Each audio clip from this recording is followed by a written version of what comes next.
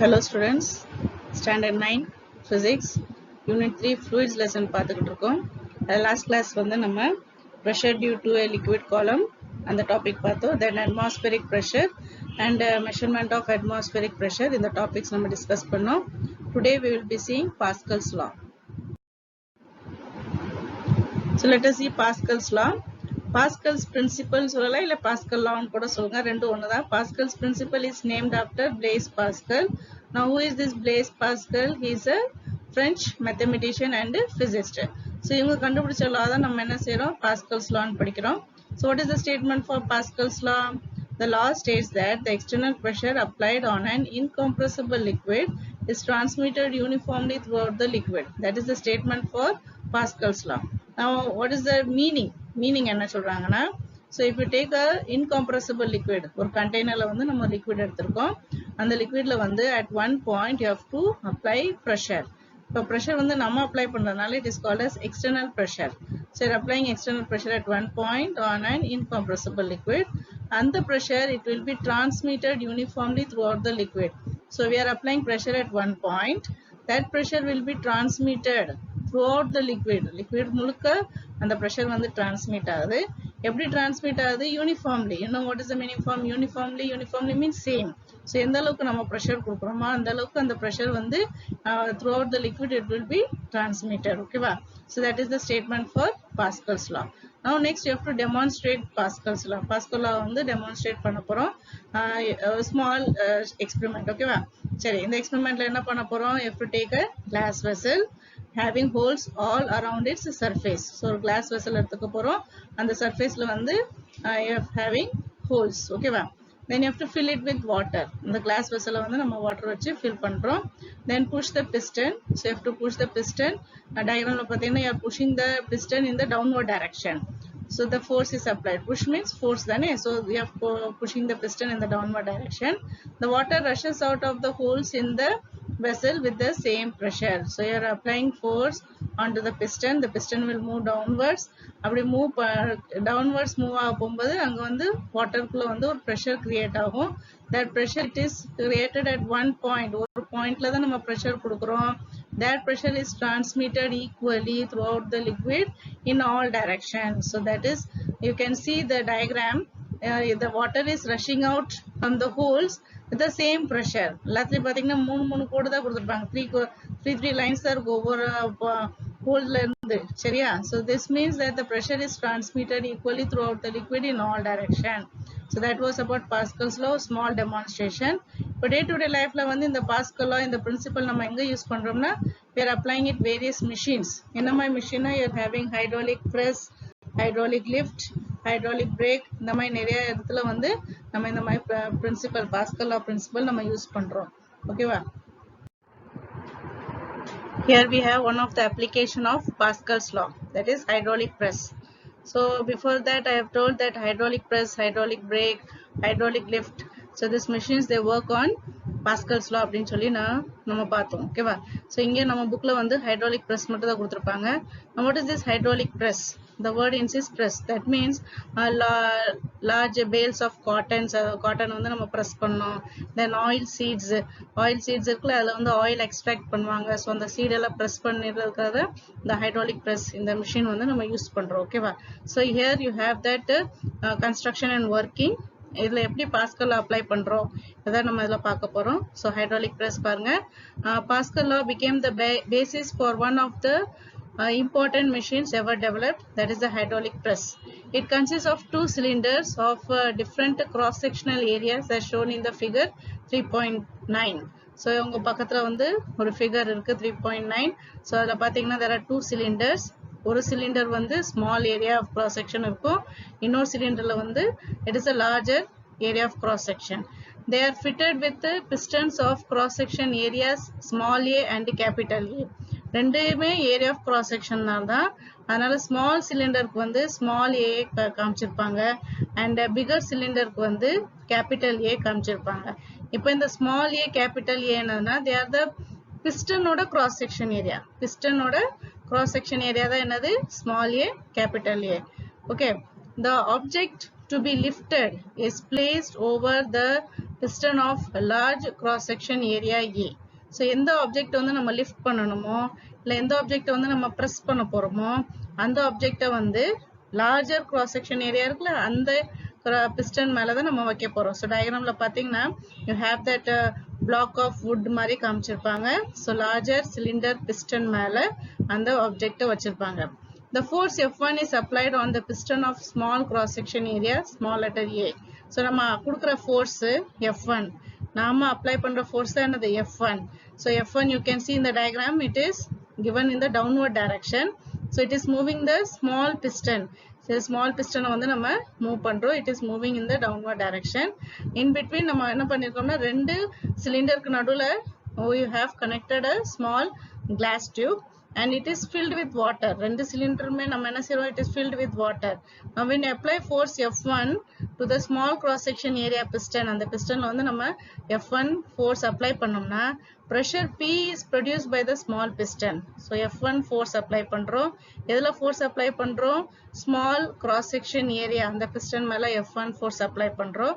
அப்படி force apply பண்ணோம்னா உள்ள என்ன நடக்குது, pressure P is produced. So you can see in the diagram, P ரெண்டு சிலிண்டருமே நம்ம என்ன கொடுத்திருக்கோம், P தான் கொடுத்திருக்கோம் சரியா. So pressure P is produced by the small piston and that pressure is transmitted equally to large piston.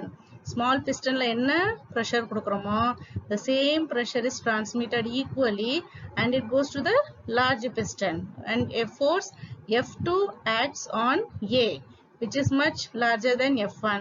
So நம்ம கொடுக்கிற force F1, it is smaller and வெளியில நம்மளுக்கு அவுட்புட் கிடைக்கிற force என்னது F2. F2 எங்க கிடைக்குது, the larger cylinder, larger piston மேல நம்மளுக்கு force F2 கிடைக்குது and that force F2 is larger than the F1 force. ஓகேவா. So that is about hydraulic press அதோட construction. ஓகேவா.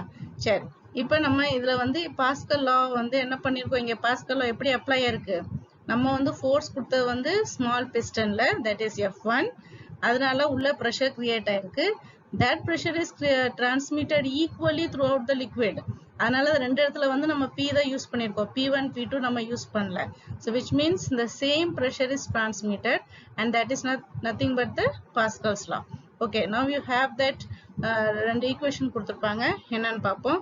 நம்ம ஆல்ரெடி பிரஷரோட ஃபார்முலா படிச்சிருக்கோம், pressure is equal to force by area and the same formula you are applying here. First you apply for the small area, piston of small area A. So அங்கன pressure formula எப்படி வரும், P is equal to F by A the formula, but இங்க small area நால F1 by A1 கொடுக்கிறோம். P as it is, நான் திரும்ப சொல்ற pressure it remains the same, அதனால நம்ம P1 P2 நம்ம கொடுக்க மாட்டோம். So just pressure P is equal to F1 by A1. Now applying Pascal's law, the pressure on large piston of area A will be the same as that on small piston. So large piston la evlo pressure irukko, the same will be as that of the small piston. Therefore pressure P as it is equal to, ipo nama larger piston la evlo force kudukurom, F2 by A2. So that is the first equation and second equation. Now comparing equation 1 and 2, first equation second equation compare பண்ணனா, that left side is P and P, so left side is same, so therefore right side will also be same. So right side நம்ம equate பண்றோம், equate பண்ண என்ன equation வருது, F1 by A1 equal to F2 by A2. Here I want F2, ஏடா F2 தான் நம்மளுக்கு output force, வெளியில output கிடைக்கிற force வந்து என்னது F2. So நம்மளுக்கு F2 தான் வேணும். So F2 as it is, denominator இருக்க A2 வந்து we take it on to the left side. So therefore what equation you get, F2 is equal to F1 into A2 by A1. ஓகேவா. denominator இருக்க A2 வந்து நம்ம left sideல கொண்டு போறோம். So அது வந்து numeratorக்கு போயிரும். So therefore you get the final formula, final equation as F2 is equal to F1 into A2 by A1. சரியா. இப்போ இந்த equationல we have to consider this ratio. என்ன ratio, A2 divided by A1. Now it is told that A2 divided by A1 is greater than 1. எப்படி இது greater than 1 வருது, when you see the diagram, A2 A1 ரெண்டு area பாருங்க, எந்த area பெருசா இருக்கு, A2 தான் பெருசு, A1 வந்து ரொம்ப சிறுசு. So when you divide a bigger number by a smaller number, naturally the answer will be, or the ratio will be greater than 1. So therefore it is given the ratio A2 divided by A1 is greater than 1. The force F2 that acts on the larger piston is greater than the force F1. So இது நம்ம முன்னாடியே சொன்ன மாதிரி நம்ம கொடுக்கிற force apply பண்ற force வந்து F1, it is smaller. Output கிடைக்கிற force வந்து F2, it will be larger, it will be greater. So அத கொடுத்திருக்காங்க the force F2 that acts on the larger piston is greater than the force F1 which is acting on the smaller piston. The hydraulic systems working in this way are known as force multipliers. So hydraulic system நான் சொன்ன மாதிரி hydraulic brake இருக்கட்டும், hydraulic press இருக்கட்டும், hydraulic lift. So இவங்கள hydraulic system இது உங்கள தான் சொல்லிருக்காங்க. இந்த their working is in this way. That is based on the Pascal's law, and this type of systems they are called as force multipliers. ஏன் force multipliers கொடுத்திருக்காங்கன்னா because நம்ம கொடுக்கிற force ஓட அது பல மடங்கு அதிகமா force multiply பண்ணி நமக்கு அவுட்புட்டா கொடுக்குது சரியா. So therefore these hydraulic systems are called as force multipliers. So let us see the next topic, density. So to understand density, they have given an activity 5. So let us see what is given. Take 2 identical flasks and fill one flask with water to 250 centimeter cube mark and the other with kerosene to the same 250 centimeter cube mark. So இதுக்கு என்ன சொல்லிருக்காங்கன்னா நம்ம பிக்சர்ல பார்த்தோம்னா there are 2 flasks, ரெண்டு flask இருக்கு. They should be exactly same, ரெண்டுமே சேமா இருக்கும். So therefore it is called as identical flask. அதுல வந்து ஒரு மார்க் கொடுத்திருப்பாங்க, that is ஒரு மார்க்கிங் இருக்கும். அந்த மார்க்கிங் என்னது 250 centimeter cube மார்க்கிங் கொடுத்திருப்பாங்க. அந்த மார்க்கிங் வரைக்கும் தான் நம்ம என்ன செய்றோம், ஒரு ஃப்ளாஸ்க்ல வந்து வாட்டர் ஃபில் பண்றோம், இன்னொரு ஃப்ளாஸ்க்ல வந்து கெரோசின் ஃபில் பண்ணிருக்கோம் சரியா. Next measure them in a balance. இப்போ வாட்டர் ஒரு ஃப்ளாஸ்க்ல வாட்டரும் இன்னொரு ஃப்ளாஸ்க்ல கெரோசின் ஃபில் பண்ணியாச்சு. இப்போ ஒவ்வொரு ஃப்ளாஸ்க்க கொண்டு போய் நம்ம என்ன செய்றோம், நம்ம அதை மெஷர் பண்றோம் in a balance. பேலன்ஸ்ல மெஷர் பண்ணோம்னா உங்களுக்கு என்ன கிடைக்கும், you will get the mass. Okay va. So measure them in a balance. The flask filled with water will be heavier than the one filled with kerosene. So நம்ம ஒவ்வொண்ணா நம்ம பேலன்ஸ்ல வச்சு measure பண்ணோம்னா நமக்கு என்ன கிடைக்குது, the water fill பண்ணிருக்கோம்ல அந்த flask ஓட weight வந்து it will be more. So it is heavier. எதோட heavier, it is heavier than the one filled with kerosene. So kerosene flask ஓட mass வந்து கம்மியா இருக்கும், water filled ஓட mass வந்து it will be greater. Why? ஏன் இப்படி நடக்குது, because நம்ம ரெண்டுலயுமே வாட்டர் வந்து சேமா தானே கொடுத்திருக்கோம். இங்கேயும் 250 சென்டிமீட்டர் கியூப் வரைக்கும் தான் நம்ம போட்டிருக்கோம், ஊத்திருக்கோம். இந்த சைட்லயுமே நம்ம வாட்டர் என்ன செஞ்சிருக்கோம், 250 சென்டிமீட்டர் கியூப், ரெண்டு சேம் மார்க்கிங் வரைக்கும் தான் நம்ம ரெண்டு லிக்விடுமே ஃபில் பண்ணிருக்கோம். அப்புறம் ஏன் உங்களுக்கு இந்த மாஸ் டிஃபரன்ஸ் வருது. So the answer is in finding the mass per unit volume of the kerosene and water in respective flask. So இதை நம்ம why அந்த ஆன்சர் கண்டுபிடிக்கணும்னா நம்ம என்ன செய்யணும், ஒவ்வொரு ஃப்ளாஸ்க்கு வந்து மாஸ் பர் யூனிட் வால்யூம் நம்ம வேல்யூ கண்டுபிடிக்கணும். Mass per unit volume of kerosene first கண்டுபிடிங்க, then mass per unit volume of water நம்ம கண்டுபிடிக்கணும் in their respective flasks. சரி, அடுத்து என்ன கொடுத்திருப்பாங்க, to understand density better let us assume that the mass of the flask be 80 gram. சரியா, நாமளா என்ன செய்றோம், empty flask. Okay, mass of the flask கொடுத்திருக்காங்களா, that means it is the empty flask. அந்த empty flask வந்து நம்ம first mass கண்டுபிடிச்சு வச்சிட்டோம், that is 80 gram னு வச்சுக்கிட்டோம். So the mass of the flask filled with water is 330 gram and the mass of the flask filled with kerosene is 280 gram. ஓகேவா, நம்ம முதல் எம்டி ஃப்ளாஸ்க் எவ்வளவு சொல்லியிருக்கோம், 80 கிராம் சொல்லியிருக்கோம். இப்போ ஃப்ளாஸ்க் வந்து வாட்டர் வச்சு ஃபில் பண்ணிட்டோம், அப்ப அந்த ஃப்ளாஸ்கோட மாஸ் இப்போ எவ்வளவு கிடைக்குது, 330 கிராம் கிடைக்குது. அடுத்து ஃப்ளாஸ்க் வித் கெரோசின், அதை நம்ம மாஸ் கண்டுபிடிச்சோம்னா கெட்டிங் 280 கிராம். நான் what will be the mass of water only, எனக்கு வாட்டரோட மாஸ் மட்டும் வேணும். அப்ப நான் என்ன செய்வேன், 330ல இருந்து நான் வந்து 80 சப்ராக்ட் பண்ணிடுவேன். அப்படி சப்ராக்ட் பண்ணா you will get 250 கிராம். அதே மாதிரி I want the mass of kerosene only, kerosene மட்டும் எனக்கு மாஸ் வேணும்னா அப்ப நான் என்ன செய்வேன், 280 கிராம்ல இருந்து 80 சப்ராக்ட் பண்ணிடுவேன். So I will get 200 gram. So therefore the mass of water only is 250 gram and that of kerosene only is 200 gram. இப்போ ஏன் நம்ம இதை மட்டும் கண்டுபிடிச்சிருக்கோம், because next step I want to find mass per unit volume of water. Mass per unit volume, that means mass divided by volume. இப்போ mass of water எவ்வளவு கண்டுபிடிச்சிருக்கோம், 250 gram. Then volume of water எவ்வளவு fill பண்ணி வச்சிருக்கோம், அது 250 cc. So ரெண்டையுமே divide பண்ணோம்னா that is 250 divided by 250 centimeter cube ன்னு வந்துருச்சு. This is nothing but இது ரெண்டு divide பண்ணா you getting 1 gram per centimeter cube. 1 gram per centimeter cube. That is the final answer for water. இதே மாதிரி நான் கெரோசினுக்கு கண்டுபிடிக்க போறேன். Mass per unit volume of kerosene is mass per unit volume na mass divided by volume. Mass of kerosene எவ்வளவு கண்டுபிடிச்சு வச்சிருக்கோம் 200 gram divided by volume எவ்வளவு fill பண்ணி வச்சிருக்கோம் same 250 centimeter cube. Now when you divide this 200 divided by 250, so you will getting 0.8 gram per centimeter cube. So that is the for kerosene. Now the result நல்லா கவனிக்கணும் இப்பதான் கவனிக்கணும். The result 1 gram per centimeter cube and 0.8 gram per centimeter cube are the densities of water and kerosene respectively. இப்ப நம்ம divide பண்ணி ஒரு answer கொண்டு வந்திருக்கோமா, that is the density for water and kerosene respectively. தனித்தனியா நம்ம கண்டுபிடிச்சு வச்சிருக்கோம். இப்ப இதுல இருந்து நம்ம density எப்படி நம்ம define பண்ணலாம்? The density of a substance is mass per unit volume of a given substance. இது நம்ம lower classல படிச்சிருக்கோம். Density of a substance is mass per unit volume of a given substance. That is the definition. Now the SI unit of density எவ்வளவு? It is kilogram per meter cube. Short எழுதுனோம்னா kg by m cube. And also in CGS system it is gram per centimeter cube. Or short எழுதுனோம்னா gram g by cm cube. The symbol of density is rho. Right? So P மாதிரி போட்டிருப்பாங்க. அது எப்படி pronounce பண்ணும்? Rho. R-H-O, rho. So that is about density. Next we are coming to relative density. இங்க relative density நான் என்ன பண்ணோம்னா ரெண்டு substance கொடுத்திருப்பாங்க. அந்த ரெண்டு substance ஓட density அதை நம்ம என்ன செய்ய போறோம்? compare பண்ண போறோம். So அதைத்தான் relative density ன்னு சொல்றோம். So we can compare the densities of two substances by finding their masses. இப்பதான் நம்ம பார்த்தோம் previous activity மூலியமா that நம்ம ரெண்டு density ஓட ரெண்டு substance ஓட density ரெண்டு substance ஓட density நம்ம compare பண்ணலாம். எப்படி compare பண்ணலாம்? By finding their mass. But generally, density of a substance is compared with the density of water at 4 degrees Celsius. But generally, நம்ம வந்து பொதுவா என்ன செய்யலாம்? ஒரு substance ஓட density compare பண்ணோம்னா நீங்க எதோட compare பண்ணலாம்?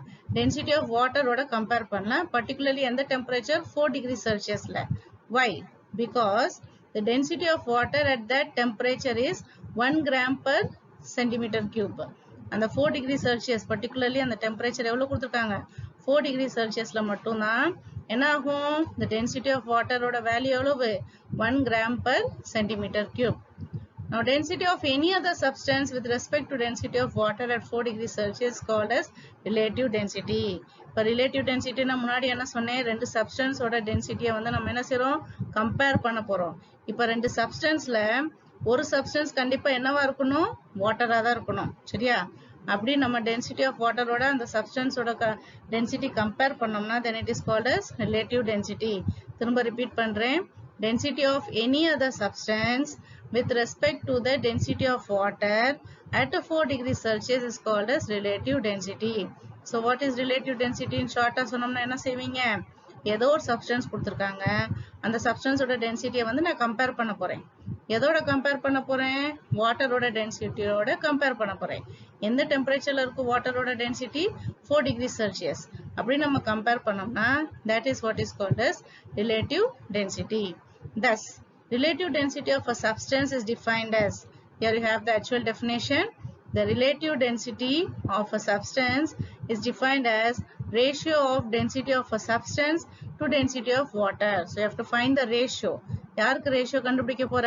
Density of substance to the density of water. Water எந்த degree Celsius இருக்கணும்? 4 degree Celsius. Mathematically, relative density RD. So short relative density என்ன சொல்லுவோம்?